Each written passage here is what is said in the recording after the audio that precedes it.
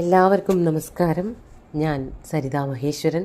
ഇന്ന് ശ്രീമദ് വാൽമീകി രാമായണത്തിൻ്റെ ബാലകാണ്ഡത്തിലെ 41-ാമത്തെ സർഗത്തിലെ 17 മുതൽ 20 വരെയുള്ള ശ്ലോകങ്ങളാണ് നമ്മൾ പഠിക്കാൻ പോണത്.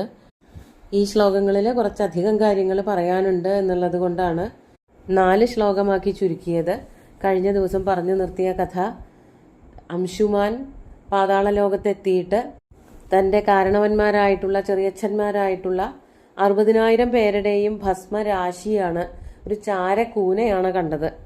അതുകൊണ്ട് വളരെയധികം ദുഃഖിതനായി ചുറ്റുപാടും നോക്കിയപ്പോൾ അവിടെ ഇവരുടെ തന്നെ ഈ ചെറിയച്ഛന്മാരുടെ അമ്മാമനായിട്ടുള്ള സുപർണനെ, അതായത് ഗരുഡനെ കണ്ടു എന്ന് പറഞ്ഞിട്ടാണ് നിർത്തിയത്.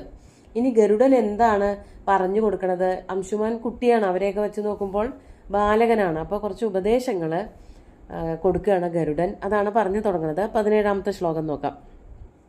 സചൈനമബ്രവീദ് വാക്യം വൈനതേയോ മഹാബല മാശുച പുരുഷവ്യാഘ്ര വധോയം ലോകസമ്മത. സചൈനമബ്രവീദ് വാക്യം, സഹ വൈനതേയ മഹാബല. ആ മഹാബലശാലിയായിട്ടുള്ള വൈനതേയൻ, വിനതായാഹ അപത്യം പുമാൻ വൈനതേയൻ, ഗരുഡൻ എന്നർത്ഥം. ആ ഗരുഡൻ എന്തു ചെയ്തു? ഏനം വാക്യം അബ്രവീദ്, ഈ കുട്ടിയോട് ഇപ്രകാരം പറഞ്ഞു.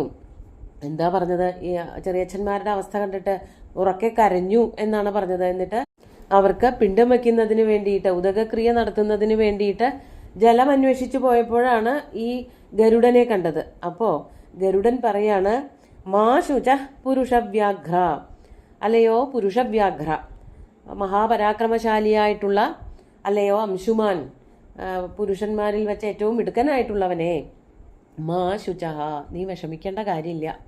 എന്തുകൊണ്ടാണ് നീ വിഷമിക്കരുതെന്ന് പറയണത്? അയം വധ ലോകസമ്മത, ഇവരെ കൊന്നു എന്നുള്ളത്, ഇവരെ കപിലവസുദേവര് ശപിച്ച് ഭസ്മമാക്കി കളഞ്ഞു എന്ന് പറയുന്നുണ്ടല്ലോ, അത് ലോകസമ്മതമായിരുന്നു. നിന്നെ സംബന്ധിച്ചിടത്തോളം നിന്റെ ഇളയച്ഛന്മാരാണ്, ശരിയാണ്. പക്ഷേ ഇവര് കാട്ടിക്കൂട്ടിയ പ്രവൃത്തികൾ ആലോചിച്ചാൽ തീർച്ചയായിട്ടും അവർ വധിക്കപ്പെടേണ്ടവർ തന്നെയാണ്. ഇവർ ഈ ഭൂമി മുഴുവനും കുഴിച്ച് അവരുടെ ശക്തിയും ബലവും ഒക്കെ കാണിച്ചുകൊണ്ട് പാതാള ലോകത്തേക്ക് പോയി അങ്ങനെ പല വിക്രമങ്ങളും കാണിച്ചുകൊണ്ടിരിക്കുകയായിരുന്നു. അത് ലോകത്തിന്റെ നിലനിൽപ്പിന് തന്നെ വളരെയധികം ബാധിച്ചിരുന്നു. പർവ്വതങ്ങളും സമുദ്രങ്ങളും ഒക്കെ ആടിയൊലയൊക്കെ ചെയ്തു എന്നുള്ളത് കഴിഞ്ഞ സർഗങ്ങളിൽ കണ്ടു.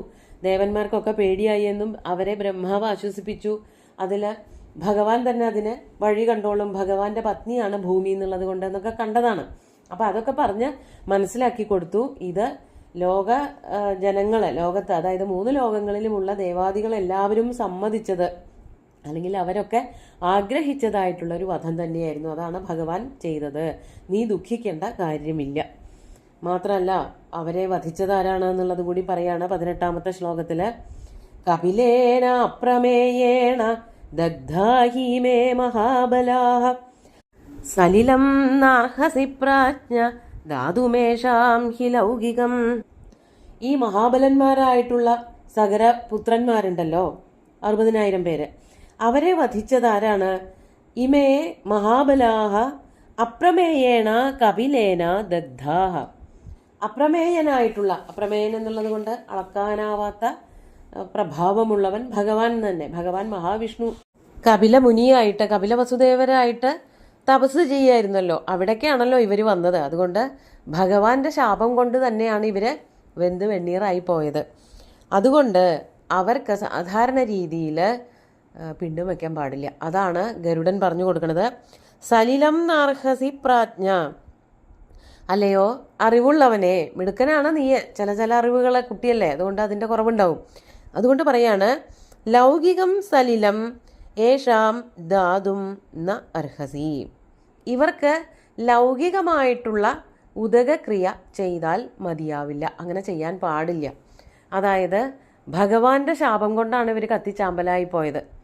അങ്ങനെയുള്ള ആൾക്കാർക്കൊന്നും സാധാരണ ജലം കൊണ്ടുള്ള തർപ്പണം പോരാ. ഈ പിതൃക്കൾക്ക് മോക്ഷം കിട്ടണമെങ്കിൽ ഇവിടെ കാണുന്ന വെള്ളം കൊണ്ടൊന്നും ഉദകക്രിയ ചെയ്താൽ മതിയാവില്ല. അത് സ്മൃതികളിലൊക്കെ പറഞ്ഞു വച്ചിട്ടുണ്ട് എന്ന് പറഞ്ഞ് അതിനെയൊക്കെ ലീലാവതി ടീച്ചറെ പോലെയുള്ളവർ സൂചിപ്പിക്കുന്നുണ്ട്. വ്യാഖ്യാനത്തിൽ പറയണത് ഇങ്ങനെയാണ്: ചണ്ടാളാദ് ഉദകാദ് സർപ്പാദ് അവൈദ്യുതാദ് ബ്രാഹ്മപാദപി ദംഷ്ട്രിഭ്യാശ്ച പശുഭ്യശ്ച മരണം പാപകർമ്മണാം ഉദകം പിണ്ഡദാനം ച നദേശാം തു വിധീയതേ. ഇതിൻ്റെ അർത്ഥം എങ്ങനെയാണ്? ചണ്ടാളന്മാരുടെ കയ്യാലോ ബ്രാഹ്മണരുടെ കയ്യാലോ ദംഷ്ട്രകളോടുകൂടിയ മൃഗങ്ങളുടെ കടിയേറ്റിട്ടോ ഉള്ള മരണങ്ങൾക്ക് ഉദകക്രിയയും പിണ്ഡദാനവും പാടില്ല എന്ന് സ്മൃതി അനുശാസിക്കുന്നുണ്ട്. അതുപോലെ തന്നെ യാജ്ഞവൽക്യ സ്മൃതിയുടെ വ്യാഖ്യാനമായിട്ടുള്ള മിതാക്ഷര പറയണത് ഇങ്ങനെയാണ്: ബ്രഹ്മജ്ഞാനികൾക്കെതിരെ അപരാധമൊക്കെ ചെയ്തിട്ട് അവരുടെ ശാപത്താൽ നാശം പ്രാപിച്ചവർക്ക്, അങ്ങനെയുള്ള ജനങ്ങൾക്ക് സാധാരണ മറ്റുള്ളവർക്ക് കൊടുക്കുന്നത് പോലെയുള്ളതായ ഉദകക്രിയ കൊടുക്കാറില്ല എന്ന് പറയുന്നുണ്ട്. ക്രോധം പ്രായം വിഷം വന്യം ശസ്ത്രമുദ്ബന്ധനം ജലം ഗിരിവൃക്ഷപ്രപാതം ച യേ കുർവന്തി നരാധമാഃ ബ്രഹ്മദണ്ഡഹതാ യേ ചാപി ബ്രാഹ്മണൈർഹതാഃ മഹാപാതകിനോ യേ ച പതിതാസ്തേ പ്രകീർത്തിതാഃ. ഇങ്ങനെയൊക്കെ മരണപ്പെടുന്നവരെ പതിതന്മാര് എന്നാണ് പറയുക. ക്രോധം പ്രായം വിഷം വന്നി, അതുപോലെ തന്നെ ശസ്ത്രം ഉദ്ബന്ധനം ജലം ഗിരി വൃക്ഷം ഇവയൊക്കെ വീഴുക, പ്രായം വന്നിട്ട് ക്രോധം കൊണ്ട്, വിഷം വന്നിട്ട് അഗ്നി വ്യാപിച്ചിട്ട് ആയുധങ്ങളെ കൊണ്ട് ഒക്കെ മരണപ്പെടുന്ന ആൾക്കാരുണ്ടല്ലോ. അങ്ങനെയുള്ള ആൾക്കാരെ മാത്രമല്ല, അതുപോലെ തന്നെ നരാധമന്മാരായിട്ട് കണക്കാക്കുന്നത് ബ്രഹ്മദണ്ഡം വന്ന് ഭവിച്ചവർ, ബ്രാഹ്മണരെ വധിച്ചിട്ട് ബ്രഹ്മദണ്ഡം വന്നവർ, അതുപോലെ ബ്രാഹ്മണരാൽ കൊല്ലപ്പെട്ടവർ, ഇങ്ങനെയുള്ള ആൾക്കാരെയൊക്കെ മഹാപാതകികളായിട്ടാണ് കണക്കാക്കുന്നത്. അവരെ പതിതന്മാർ എന്നും പറയുന്നുണ്ട്. ഇതിൽ ക്രോധം പ്രായം എന്നൊക്കെ പറയണത് അത്ര ക്ലിയർ അല്ല. എന്നാലും വിഷം കഴിച്ച് മരിച്ചവർ, അഗ്നിബാധ വന്ന് മരിച്ചവർ, അല്ലെങ്കിൽ ആയുധമേറ്റ് മരിച്ചവർ, വെള്ളം വന്ന് വീണിട്ട്, അതുപോലെ തന്നെ മണ്ണ് ഇടിഞ്ഞു വീണിട്ട്, മരങ്ങൾ വന്ന് വീണിട്ടൊക്കെ മരിക്കുന്ന ആൾക്കാർ, അവരെയൊക്കെ നരാധമന്മാരായിട്ടാണ് കണക്കാക്കുന്നത്. അതെന്തുകൊണ്ടാണ് അങ്ങനെ കണക്കാക്കണത് എന്ന് വെച്ചാൽ, മരണം കാരണം ഒരാൾ അധമനാവണതാണോ? ഇങ്ങനെയുള്ള മരണങ്ങൾ സാധാരണക്കാർക്കൊന്നും സംഭവിക്കില്ല. കൊടും പാപം ചെയ്തവരാണ് ഇത്തരത്തിലുള്ള അപകടത്തിലൊക്കെ പെട്ട് മരിച്ചു പോകുന്നത് എന്നുള്ളത് കൊണ്ട് ആയിരിക്കും ഇവിടെ ഇങ്ങനെയുള്ള ആൾക്കാരെ നരാധമന്മാരെന്നൊക്കെ പറയണത്. അവർക്കൊന്നും വേണ്ടിയിട്ട് സാധാരണ ജനങ്ങൾക്ക് കൊടുക്കുന്നതായിട്ടുള്ള ഉദകക്രിയ കൊടുക്കാറില്ല എന്ന് പ്രത്യേകം എടുത്തു പറയുന്നുണ്ട്. അതാണ് പതിതന്മാരെന്നാണ് ഇവരെ കണക്കാക്കണത്. അവർക്ക് വേണ്ടിയിട്ട് പ്രത്യേകിച്ച് ഒന്നും ചെയ്യാൻ പാടില്ല, അസ്ഥിസഞ്ചയനം ചെയ്യരുത്, അതുപോലെ അവർക്ക് വേണ്ടിയിട്ട് കരയരുത്, അവർക്ക് പിണ്ടം വയ്ക്കരുത്, ശ്രാദ്ധമൂട്ടരുത് എന്നൊക്കെ സ്മൃതിയുടെ വ്യാഖ്യാനം, യാജ്ഞവൽക്യ സ്മൃതിയുടെ വ്യാഖ്യാനമായിട്ടുള്ള മിതാക്ഷരയിൽ പറയുന്നുണ്ട്. അപ്പോൾ ഇവർ ബ്രഹ്മജ്ഞാനിയായിട്ടുള്ള കപിലവസുദേവരുടെ ശാപം കൊണ്ടാണ് മരിച്ചു പോയതെന്നുള്ളത് കൊണ്ട് അവർക്ക് സാധാരണ പോലെയുള്ളതായ ശ്രാദ്ധക്രിയകൾ ഒന്നും ചെയ്യാൻ പാടില്ല. പിന്നെ അവരെ രക്ഷിക്കാൻ ആര് വരണം? അതാണ് അടുത്ത ശ്ലോകത്തിൽ പറയണത്. 19ാമത്തെ ശ്ലോകം നോക്കാം. ഗംഗാഹിമവതോ ജ്യേഷ്ഠാ ദുഹിതാ പുരുഷർഷഭ തസ്യാം കുരു മഹാബാഹോ പിതൃണാം സലിലക്രിയാം. ഇത്തരം കഠിനമായ പാപങ്ങൾ ചെയ്ത് മരിച്ചുപോയവർക്ക് പോലും സ്വർഗം നൽകാനോ മോക്ഷം നൽകാനോ പ്രാപ്തിയുള്ളവളായിട്ട് ഒരാളേ ഉള്ളൂ. ഒരു നദിയിലെ ജലത്തിന് മാത്രമേ ഇവരെ, ഇങ്ങനെയുള്ള പാതകികളെ പോലും സ്വർഗത്തിലേക്ക് എത്തിക്കാൻ പറ്റുള്ളൂ. അത് വേറെ ആരുമല്ല, ഹിമവാന്റെ മൂത്ത മകളായിട്ടുള്ള ഗംഗാനദി. ആ ഗംഗാനദിയിലെ ജലം കൊണ്ടുവന്ന് ഇവർക്ക് തർപ്പണം നടത്തണം എന്നാണ് പറയണത്. അതാണ് ഹിമവതഃ ജ്യേഷ്ഠാ ദുഹിത ഗംഗ. ഹിമവാന്റെ മൂത്ത മകളായിട്ടുള്ള, താഴെയുള്ള ആളാണ് ഉമ, മൂത്ത ആള് ഗംഗയാണ്. ആ ഗംഗയെ കൊണ്ടുവന്നിട്ട് തസ്യാം കുരു മഹാബാഹോ പിതൃണാം സലിലക്രിയാം.